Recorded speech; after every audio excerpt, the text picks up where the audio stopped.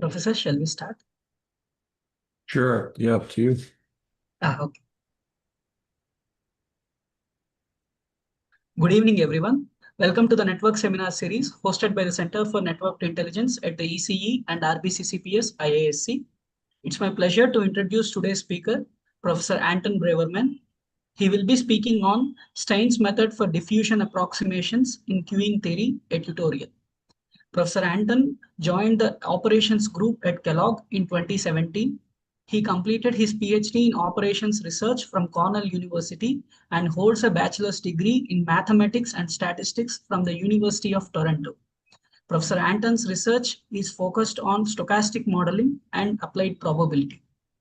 Some applications of domains of interest include ride-sharing services and revenue management. We request the audience to keep your microphones on silent for the duration of the talk, except when asking questions. Questions can be asked at any time during the talk, either by unmuting and speaking directly or by typing them in the chat box. Over to you, Professor. Thank you. So, indeed, if there are any questions, feel free to interrupt me or ask in the chat. I'll try to monitor chat in live, real time. So why am I here? I'm here. I'm not sure. No, I'm here to talk about today something called Stein's method. And my experience is that Stein's method is a relatively obscure tool in applied probability, not the most mainstream, but definitely useful. So I'm going to talk about 10 years of work. So I've been working on this since 2014.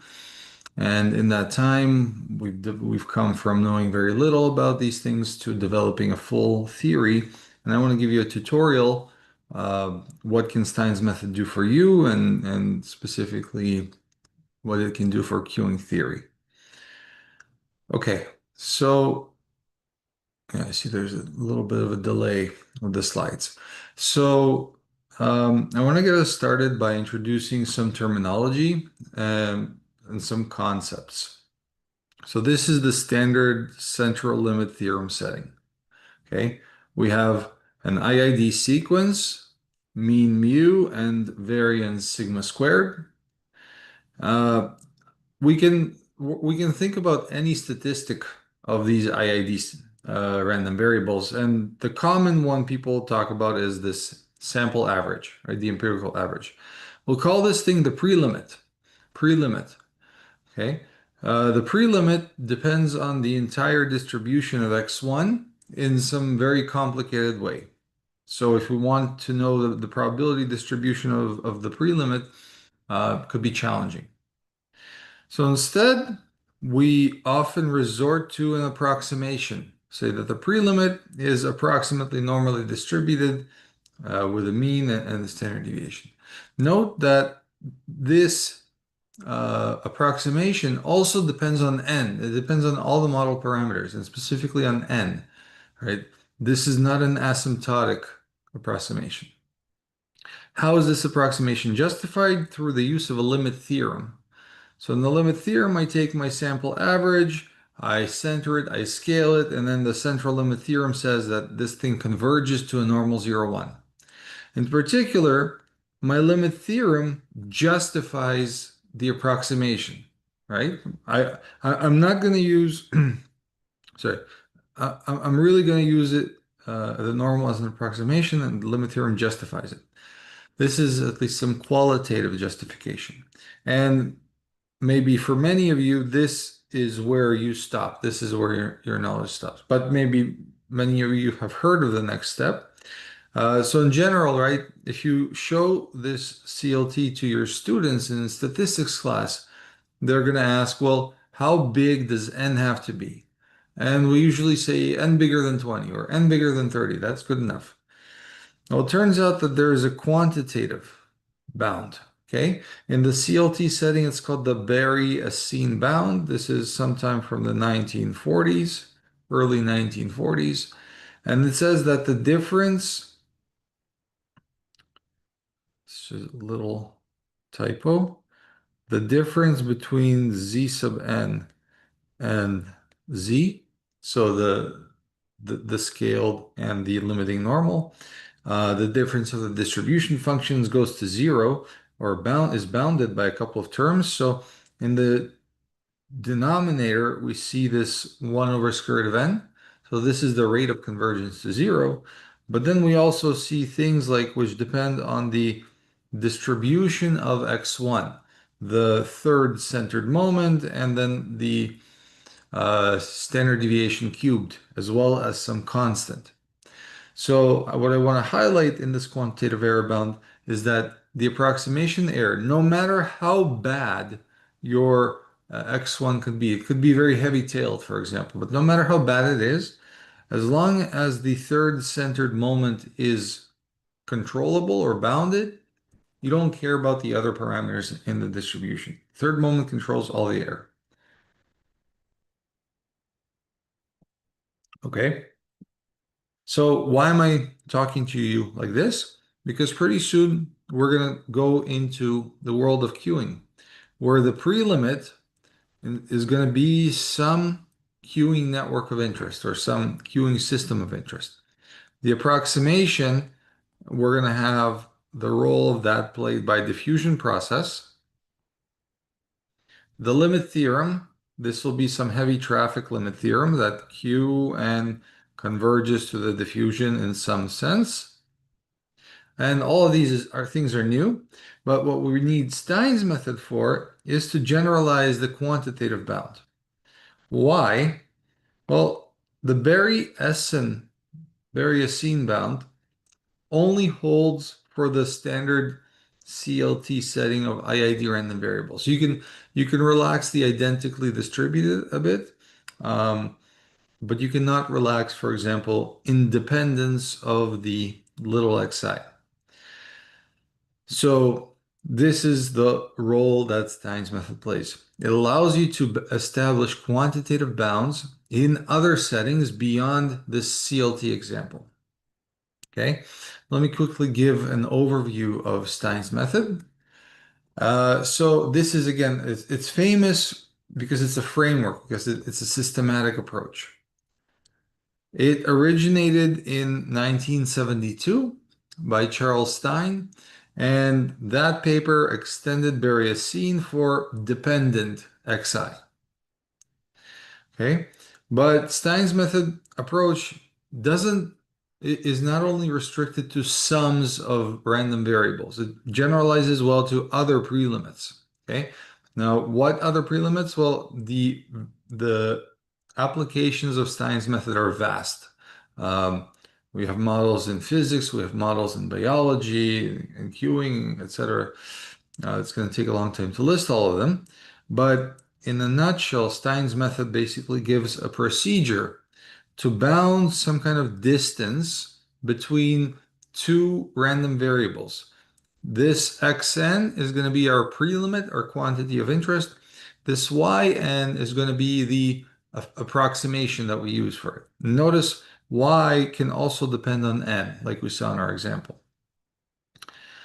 So after Stein's 1972, so in Stein's 1972, the approximation was a standard normal.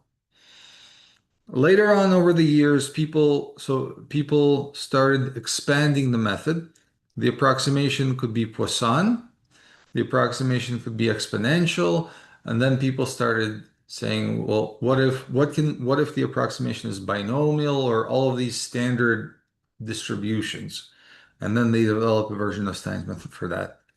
The version that is most relevant to us, it's called the generator comparison approach, and it goes back to 1988.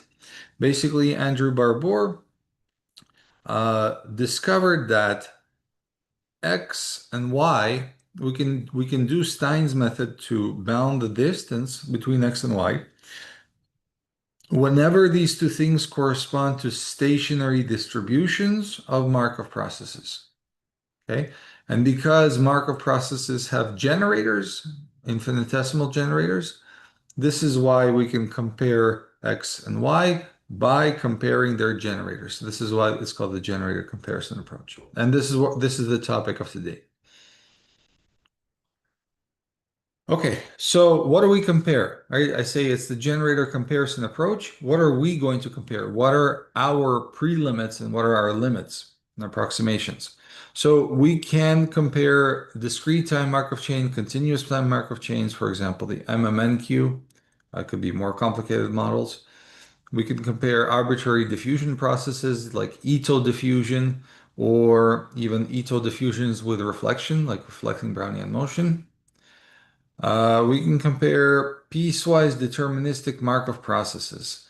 So this is in the notion of Mark Davis, 1984. And basically, if you've never heard of this, then PDMPs allow you to generalize queuing models with exponentially distributed primitives to generally distributed primitives. So general service time, general inter-arrival time distribution, general patience time, etc. Okay, so that's what we compare. Now, why would we compare these things? And I think this question is the most important question in the entire talk. Okay. We can compare, so historically, we've compared to understand the quality of diffusion approximations. In other words, how good or what is the error of my diffusion approximations? And this is because diffusion approximations are such a popular tool. Um, we can compare two systems without a direct coupling. I think that this point number two is where more research needs to happen, but of course it's challenging to find a good comparison. So what do I mean? Suppose you have, some complicated, difficult to analyze system, and then you have another simpler system which is easier to analyze, and you have reason to believe that the simple system is a good approximation for the complex one. So without a direct coupling, because couplings can be very difficult to construct of two CUNY systems, for example. Without a direct coupling, it may be impossible to compare the two systems, but Stein's method and the generator approach gives you a procedure to do this comparison. Okay. And lastly, I'll give you an example. You can compare different control policies. So this is moving beyond the setting of performance analysis. Let us observe the characteristics of the system to settings with dynamic control. What if we can influence the arrival rate, the service rate, etc.? How would different control policies influence the system? So, but this is not an exhaustive list by far. Okay, so now I want to get started with just some highlight or a preview of results that we can prove to give you some desire to see how the machinery works. So I'm going to start with a basic MMNQ. It's given by this birth-death chain on the integers. We have arrivals happening with rate lambda. We have servers working with rate mu. So if we're in state n, we go to state n minus 1 with rate n mu. If we have two servers working, we go to state 1 with rate 2 mu. In this system, we have a quantity called the offered load. And the offered load is the ratio of lambda to mu.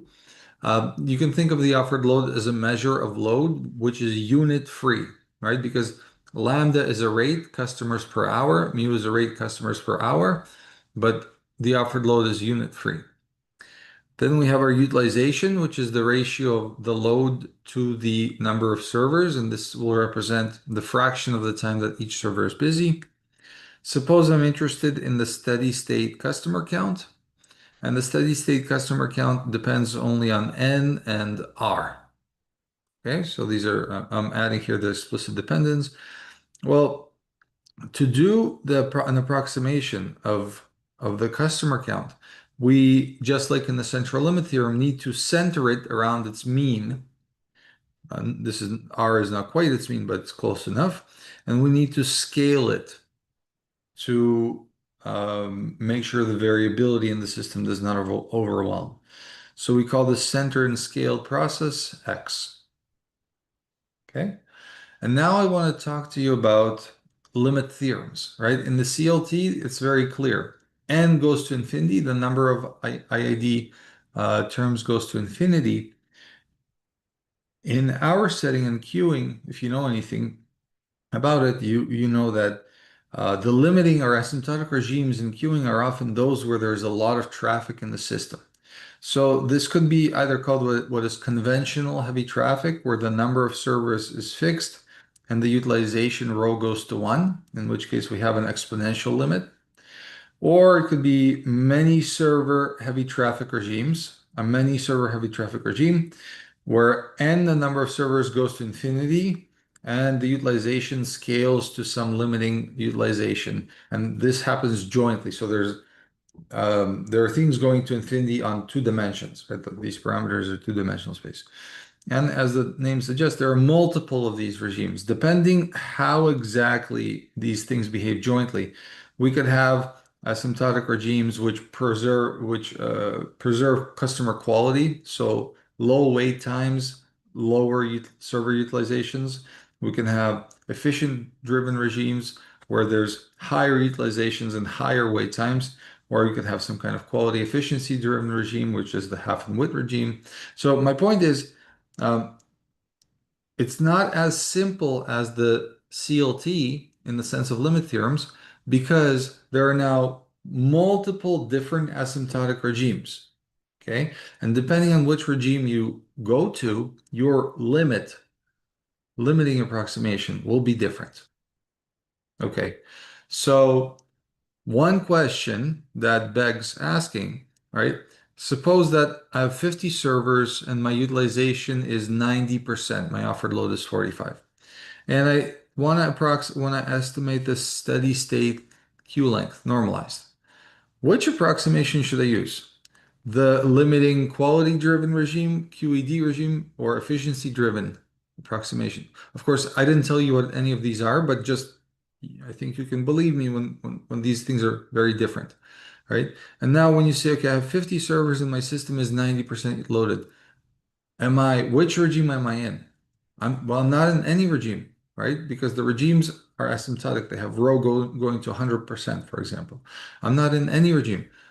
So what? If I'm not in any of them, but which approximation works best for me? Okay. And the answer is that if you look at it through this limit theorem lens, it's going to be a challenging question to answer. Instead, we can apply this quantitative bound using Stein's method. For example, we know that there exists some approximation, let's call it y naught, such that the error is bounded. There's a constant in the numerator, and there is just the 1 over square root of r in the denominator. And in particular, this bound holds irrespective of whether you're going to quality-driven regime, QED, ED, or any other heavy traffic regime. Okay. And then just as an anecdote, if any of you are familiar with the join the shortest queue system, that thing has at least 5 different many server heavy traffic regimes.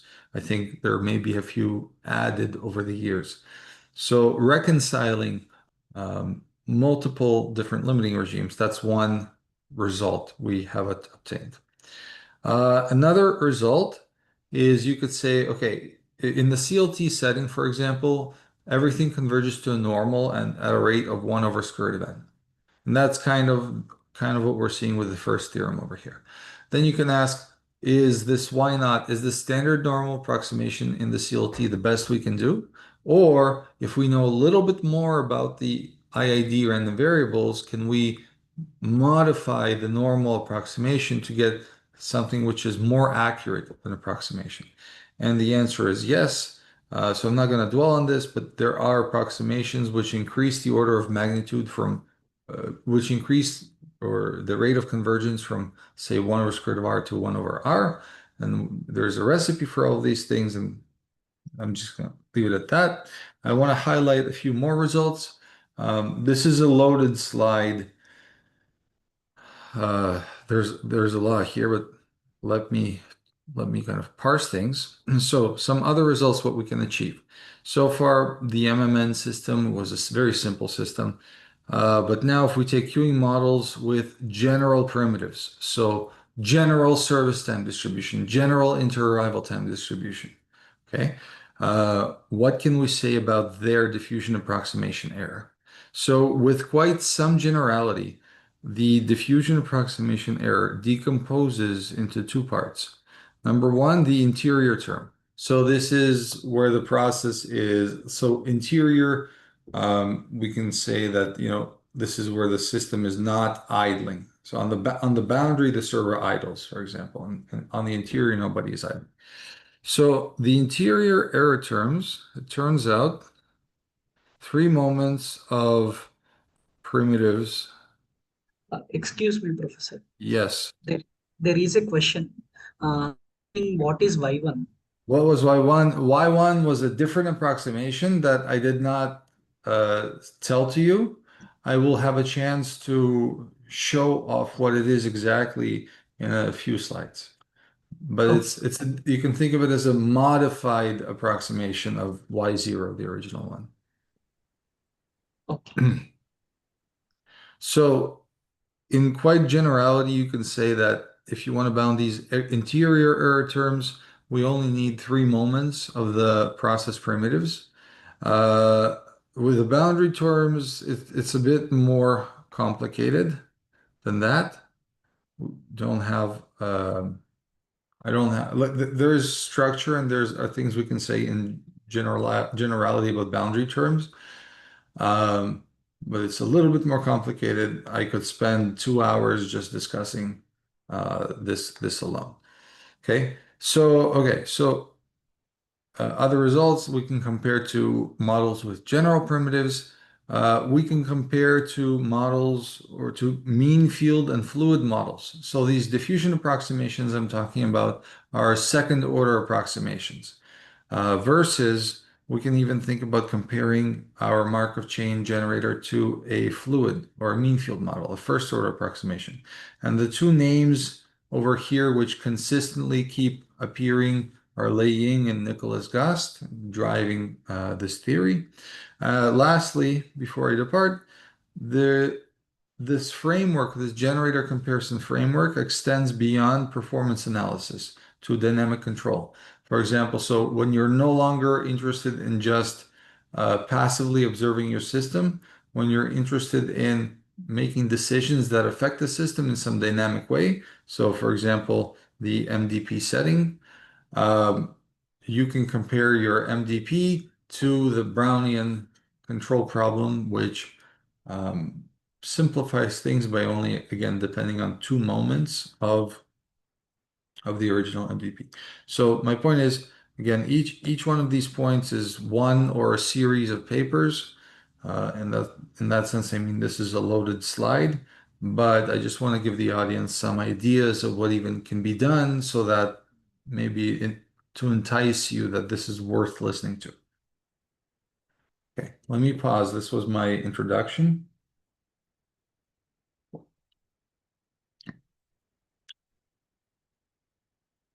So now we're going to go into the details, the technical details of what is called the generator comparison approach. And we're going to use one simple example. All right, so my notation, I usually have x of t be the prelimit. So x of t is a Markov chain. In our case, it'll be the infinity cube. Y of t is the approximating diffusion process. I'll say more about what these are. X and Y without any scripts are not referring to the process version, they refer to the steady state distribution. Okay, so X and Y are Markov processes, and we have some kind of distance between X and Y. And what I'm going to basically show is that this distance between X and Y can be written as the distance of their generators in some appropriate metric or norm. This is high level. So if you're lost or not sure of the concepts, bear with me. This is a three-step framework. Step number one, we're going to start with a Markov chain model that we're interested in, and we're going to do Taylor expansion on the generator, and we're going to recover a diffusion approximation. Step number two, we're going to compare the expression that we expanded with the diffusion approximation, and then we're going to bound the error. That's step three. Okay. A couple of basic preliminaries. So if you if you, refreshed your knowledge of Markov chains recently, uh, here is, or if you haven't refreshed your knowledge of Markov chains recently, here's just a quick primer. So over here, we've got the simplest Markov chain possible. This has three states, 1, 2, 3, and the diagram represents the transition rates from state 1 to 2, 2 to 3, etc. These can be captured in a matrix, and this transition rate matrix is what we call the generator matrix for the continuous time Markov chain. Okay. Uh, it is also called the infinitesimal generator. What is special about it? Well, because it characterizes the stationary distribution. How do we solve for the stationary distribution? So if we think of a function f equals f of 1, f of 2, f of 3. There's only three states in the state space, so we can characterize every function using a three-dimensional vector. So we have generally pi g equals 0. This is how in Markov chain class you will start to solve for the stationary distribution, right? But we can also say pi g f. Okay, so we can think about what this means. It's a question of, do you first do pi times g or g times f? But because the state space is finite, it doesn't matter. So that pi g f equals pi g pi to f equals 0. Okay, and this results in what I'm going to call the basic adjoint relationship. You in Markov chain class probably will call this the global balance equation or the flow balance equation or the stationary equation. It doesn't matter what we call it. Let me call this just stationary equation for the sake of the talk. I just want you to believe and understand in this. So if you take the Markov chain generator and take the expectation with respect to Markov chain distribution, it equals 0. Okay, so what is our Markov chain? Our Markov chain of interest is the infinite server queue. So it's the same birth process, except there's infinitely many servers. We look at a similar quantity. For simplicity, we assume that the service rate mu equals 1, and then the offered load is just lambda. The scaling parameter is 1 over square root of r. So particular, we have x equals delta q minus r. All right. The generator of this thing maybe looks big, but let me decompose it. So this is the arrival rate lambda. If we have a customer arriving, we get one more customer. Remember, x is scaled. So we get one more customer than we had. And this thing is, we can call it the death rate. So with the death rate, we lose one customer. Okay, any questions so far? Okay. So this is our generator arrival rate. This is our death rate. Now this is step one of the procedure. Basically, you find a Markov chain, you center and scale it. I don't have time to go into the details of how exactly you center and scale it each time, but it's available. And your goal is to expand these two differences. Okay, so you do what's called use a Taylor expansion.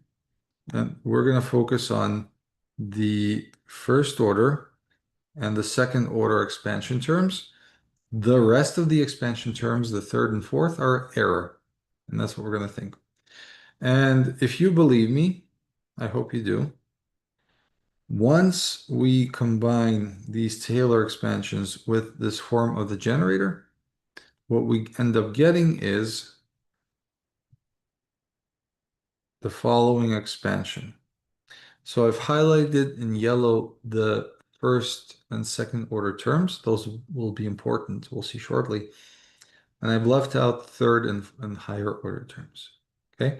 But so far, this is generator expansion. To extract, we're looking for a diffusion approximation, diffusion generator to extract. And so far, I haven't talked about what diffusions are. So let me do that. But keep in mind that the second order operator is important. Okay. So now a quick segue into diffusion processes. And we're just going to focus on one-dimensional diffusion processes. A diffusion process Y satisfies this stochastic differential equation. This term is called the drift. This is like the average flow of the process over time. And randomness is driven by Brownian motion. And this sigma in front of it corresponds to like the volatility or the variability component. So if this is the process, the infinitesimal generator of the diffusion has this form. Notably, we have the drift in front of the first order term, and we have the square, sigma square in front of the second order term. What is known about one-dimensional densities? Everything is known. One-dimensional diffusions. Y has a density which is proportional to this object, and actually the density exists if and only if this object is normalizable. And then previously you had the stationary equation, but here we have Ito's formula. Ito's formula basically says that for nice enough functions, which are like C2 and regular, if I look at, let's see, the expected value of the process at time t, conditioned on starting a state little y, minus f of little y. This is like Dinkin's lemma or Ito's lemma. And in particular, I can take the initial condition according to the stationary distribution, right? So that the left-hand side equals 0. And then if I can interchange the expectation and the integral, I will arrive again at this stationary equation or this Ito's formula. Okay. Almost there. And again, if I'm moving too fast, do ask questions. Okay. So let us recap and let us finally finish step one. So we take a generic diffusion generator. All we have to do to define it is define B and sigma squared. We take our expanded Markov chain generator. We focus just on the first two terms in the expansion, and the rest is error.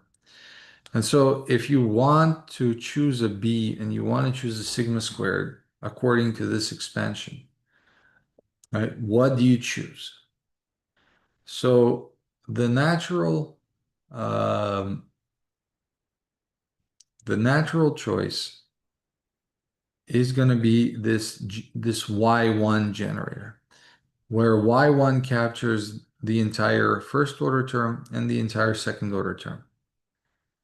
But actually, you don't need the entire second order term to establish a limit theorem, because if we look over here in the coefficient in front of f double prime, the delta, which is, mind you, 1 over square root of r, will go to 0. This is our asymptotic regime. So that even if we ignore what I've highlighted in orange, we can still recover the limiting diffusion.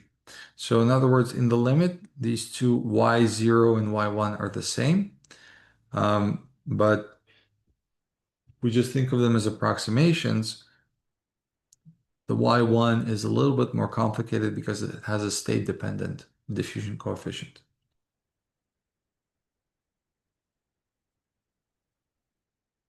Okay.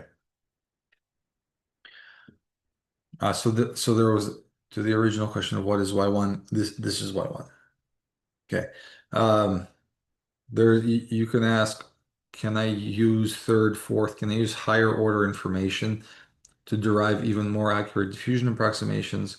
Yes, and there's a procedure for this. Just I refer you to this paper by Braverman, Dye, and Fang. Okay, we want to see the rest of the steps in the Stein's method approach, and we are going to focus on the Y0 generator just because it is simpler to work with. Okay, so this is step one. You have a Markov chain of interest. You expand the generator, you extract the diffusion approximation, and then now what? Now you have basically two generators which you say are similar, but what is the mathematical rigorous step to connect these things? And this step is the Poisson equation. So what is the Poisson equation? I'm going to write this by hand because it's worth to go slow. Fix a function h from reals to the reals and consider the Poisson equation for the diffusion. So on the left-hand side, we have the generator of the diffusion. It's worth writing out. 1/2 sigma squared x f double prime of x. And then this equals,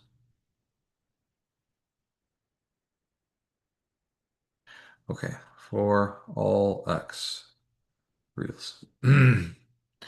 So what I will say about the Poisson equation, if you've seen it, I don't really need to say anything else. If this is your first time that you're seeing it, the Poisson equation is actually quite deep. What do I want to say about it? On the right-hand side, the test function h is for us to choose. Typically, we work with h being Lipschitz, but other choices are fine too. Um, you might think, why this equation? What does it do? Let me show you. So you take the Poisson equation, and we have the solution. You take x and you replace it with the stationary distribution of the Markov chain, and then you take expectations. Expected value h of y minus expected value h of x. So this is the right-hand side of the Poisson equation, equals expected value gy f sub h of x. And now we're almost there. Now you can see that we can compare the x and y, and we can even do this over supremum all h belonging to some class, for example.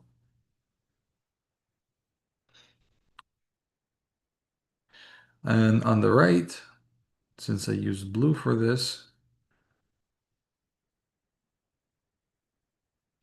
I'm going to subtract the 0. This is the stationary equation. So that the result is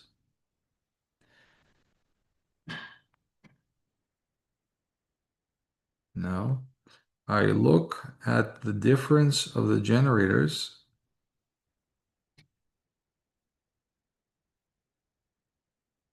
and I've gone from a universe where x and y are not coupled at all, but we can still compare them simply by comparing the transition dynamics of the generators.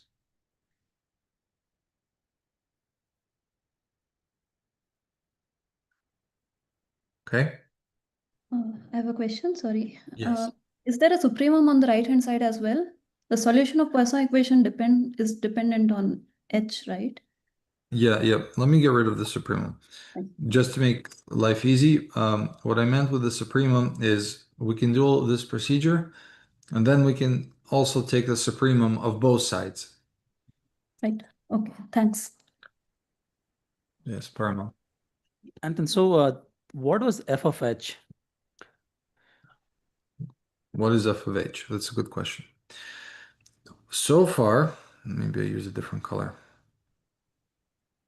So far, I just define f sub h to solve the Poisson equation. And this happens to be an ODE. I will comment exactly on what it is, but give me a slide because this is where all the meat is. What is this function? right? Sure. One more question. This Mhm. GY, the way you define it, I always think of this as a limit of, like the time derivative of the process, right? So, Yes, so this GY of f of h(x) is what? X is a it's a specific, time derivative. yeah. It's It's a time, exactly, yeah. one moment. I of t. Perfect. Thanks, Anton. Right. So I have that's a good question, right? It is perfectly safe to think of the generators as these infinitesimal generators. At least for Markov chains and this Ito diffusion, this is indeed the infinitesimal generator. So if you're used to seeing it this way, yeah, there's nothing funny going on in the background. All I'm saying is that when you do the calculation in black below, that this highlighted thing comes out. Okay, so now this is probably the concluding slide on this approach. So we go from the difference of two functions to the difference of generators via the Poisson equation. And I'm going to give more intuition about the solution and everything shortly. Then, to bound the two generators, you can remember the work we did with the Taylor expansion. And notably, we're not capturing the entire, this is why not, right? Why zero. We're not capturing the entire second order term. And then there's going to be a third order term, which is error. And the error is composed of two things. We have these moments of the Markov chain stationary distribution, and we have the red terms, the derivatives of this magical function h. So to get bounds on the moments, you would use something like a Foster-Lyapunov drift condition. You would verify Foster-Lyapunov drift condition. And I think, let me just make this x squared. Okay. Let us suppose you magically got some of these bounds where the constant c does not depend on delta or the function h. You conclude by applying all these bounds to the right-hand side that the difference between x and y over a large class of functions goes to zero, like c over square root of r. And c, if you work very hard, you can get direct access to. So in the example I showed, c was 205 for the MMNQ. Okay. All of what I showed you, even if this is novel to you, okay, all of what I showed you, with the exception of this drift condition, this is easy to do. If you sit down and spend a couple of hours on a new model that you're thinking about, you can write out the generator, you can do the Taylor expansion, you can look at the generator difference, you can write the error down like this via the Poisson equation. But then you will be stuck sitting like, how, okay, I understand how I bound the moments. How do I bound these red terms? And these terms are special. They're called Stein factor bounds. Okay. So the rest of the talk, I've got about maybe 10 minutes. I see it should be plenty. How do I get these Stein factor bounds? In the one-dimensional case, when the diffusion approximation is one-dimensional, Poisson equation is an ODE, which has a closed form solution. And then you simply take this closed form of expression and you look at it for long and hard and you bound it using brute force, right? So you just bound the integrands and whatever. And that's how you get these bounds in one dimension. Okay. We're going to talk about multiple dimensions. This is going to be the final part of this talk. Now, you've done this whole procedure for y0. Now you can repeat the whole procedure for y1. Remember, y1 captured the entire second order term. And what is going to be different? So your error term is going to be different because now there is no longer a second order error term. There is this third order and the fourth order error term. Your moment bounds are going to be exactly the same as before because you're looking for a Foster-Lyapunov function for the pre-limit for the Markov chain.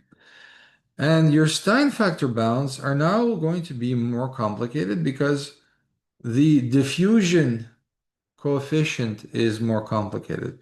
So specifically, before the part I've crossed out, right? This is what the Poisson equation solution looked like before. This is what it looks like now. And then this makes for, let's say, a more complicated procedure to bound the derivative or the Stein factor bounds. But nevertheless, I just want to assure you that this is perfectly boundable. And in fact, nowadays, ChatGPT, it's such a procedural process.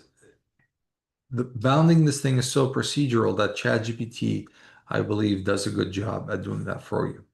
And that's how you can get the 1 over R bounds if you put everything together. But you see, these Stein factor bounds are going to be where you spend 90% of the effort. So far, in what we've seen, the Stein factor bounds depend on the limiting distribution. Now, if you go back and think about what I've told you about Stein's method, the first Stein's method was applied when the limiting distribution was normal. Then limiting distribution is Poisson, then exponential, then all of these basic distributions. What does that mean? It means that for any of these simple canonical distributions, these Stein factor bounds have already been worked out. They're in a textbook somewhere. And you don't have to do much hard work. So in fact, the hard work comes with trying to couple with using some couplings. But in the diffusion generator, in the generator comparison framework, actually, most of the difficulties on these Stein factor bounds because whatever diffusion approximation you use, most likely nobody has worked with it before.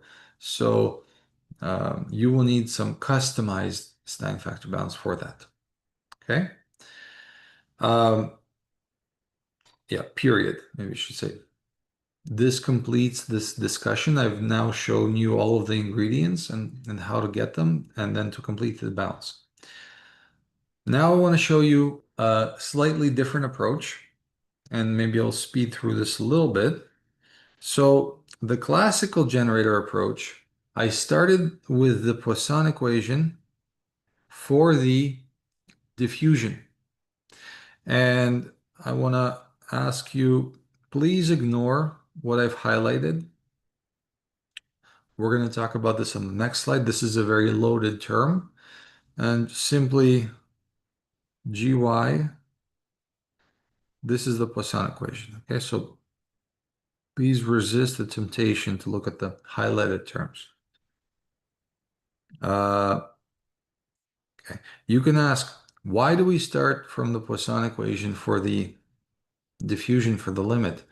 Doesn't the Markov chain, the prelimit, have the same Poisson equation? And the answer is yes. I'm going to use capital F to distinguish the solution.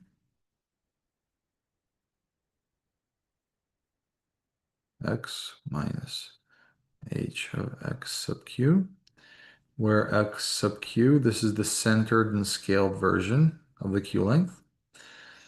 Now we can take x sub q and replace it by the diffusion process y.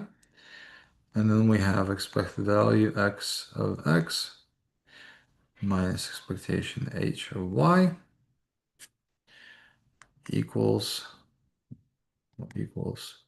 expectation generator. Let me do wavy lines.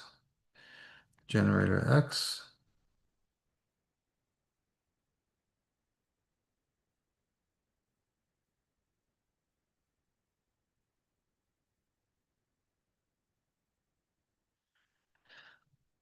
okay, so this is the expectation.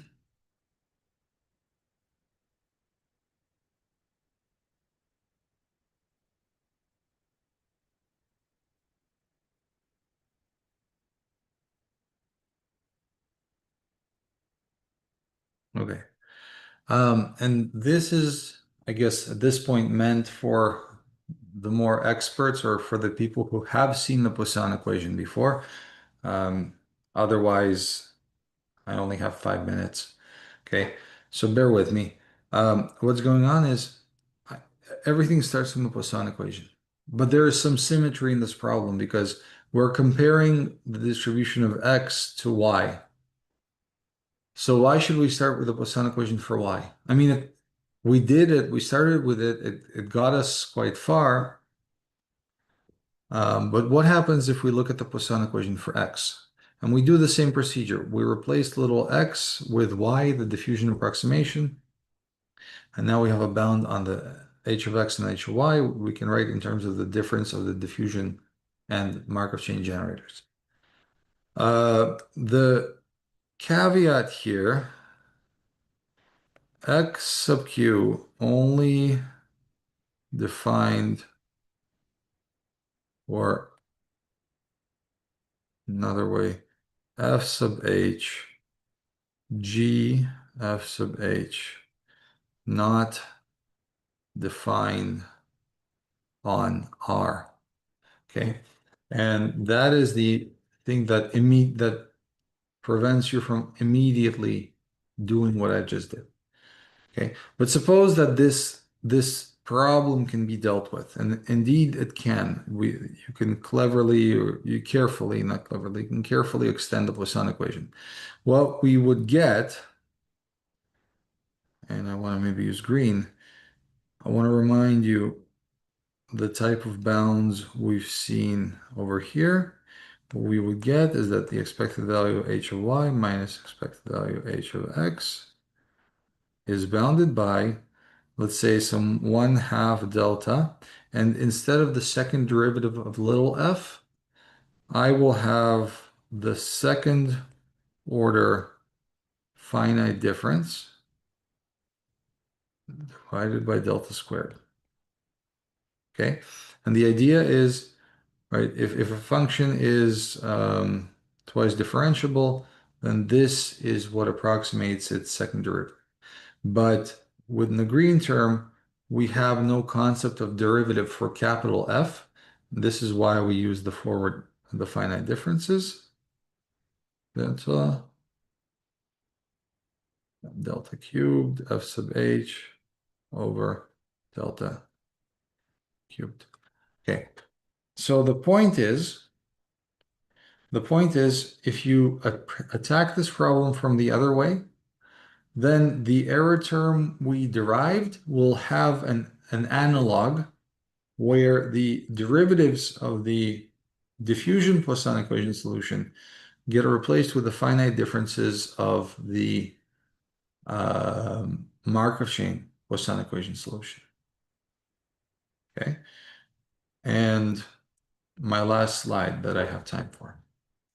And then you can say, so what? And let me shape this whole discussion.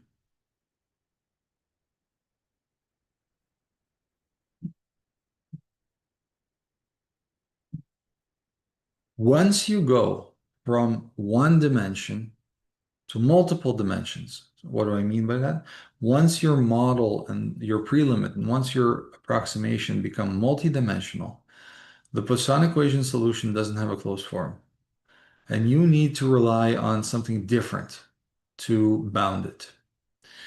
And how do you even do that? Well, the answer is that the Poisson equation solution for the diffusion has this probabilistic interpretation.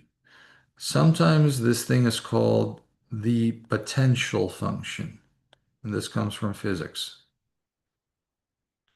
dt.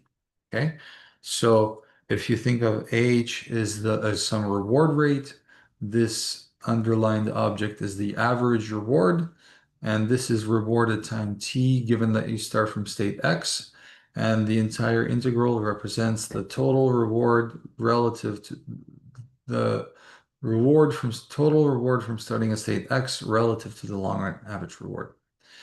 The Markov chain solution has a very similar form.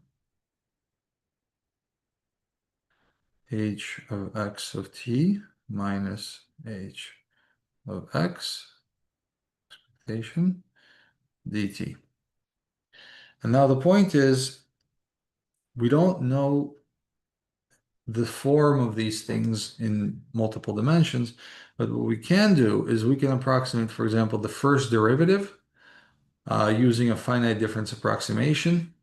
And in the diffusion case, this turns out to be we take a process started at state x and the process started at state x plus epsilon, and then perhaps we can couple them somehow such that we can control this difference. So these derivatives are really sensitivity to perturbation of initial conditions. If we modify the initial condition of the process a little bit, how sensitive is a process to that? And these finite difference bounds are the same thing.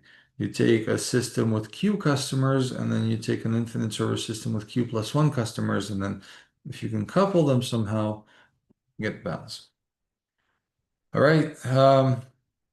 Definitely don't have time to show off. So I'm just flashing some kind of coupling constructions we can use to bound these differences, just quickly to tease these things. But I'm going to stop right here and see if there are questions.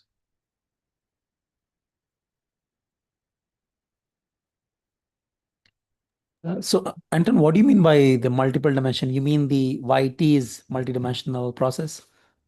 Yeah, the simplest case is y of t is a multidimensional process. For example, let me give you an example. If you have a tandem queue, so we have station 1, customer completes service, goes to station 2, completes service, leaves the system. The state descriptor for the system is Q1, Q2. How many customers are there in each station? And then the approximation will also approximate 2 dimensions. Got it. Thanks.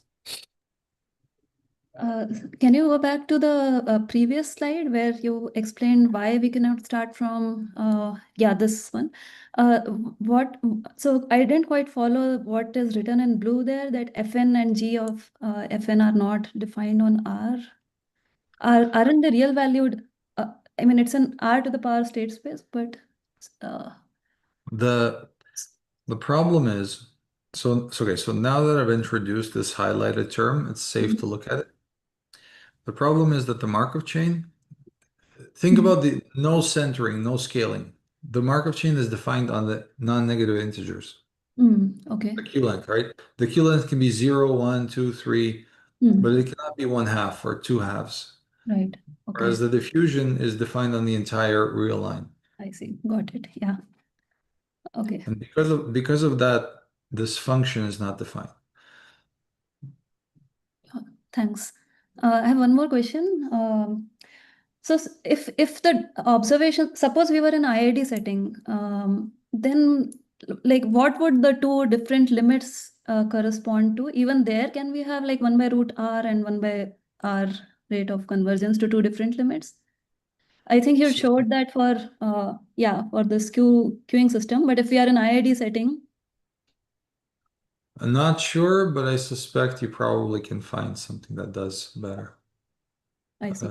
I haven't seen such a result. It Okay. would depend on it would depend on the distribution of your entire sequence, or maybe some higher moments. I'm not sure. Okay. Thanks. Thanks.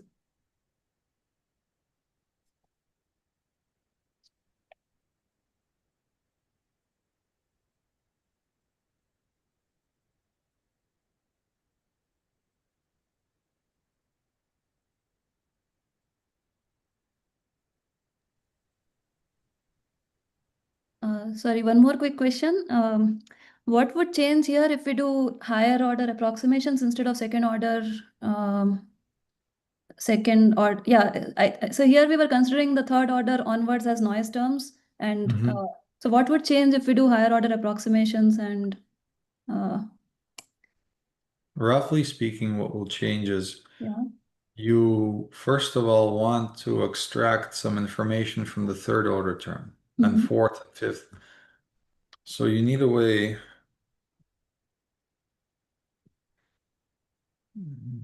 over here. So first of all, you look at this term and say this is not pure error anymore. Can I extract some kind of something from it? So you need to convert this thing to something involving f double prime. Okay. And then when you do that, you will get a term involving f double prime plus error.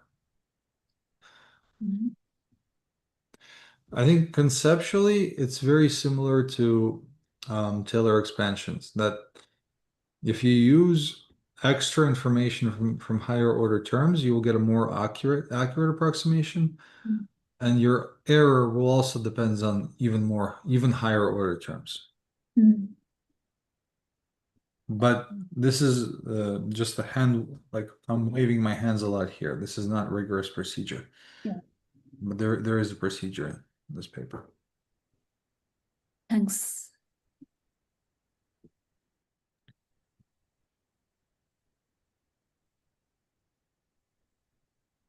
Thank you very much, Professor, for delivering such an interesting and informative talk, and also accepting our invitation to deliver such a talk. And if there are no more questions, we can conclude this session. Or yeah.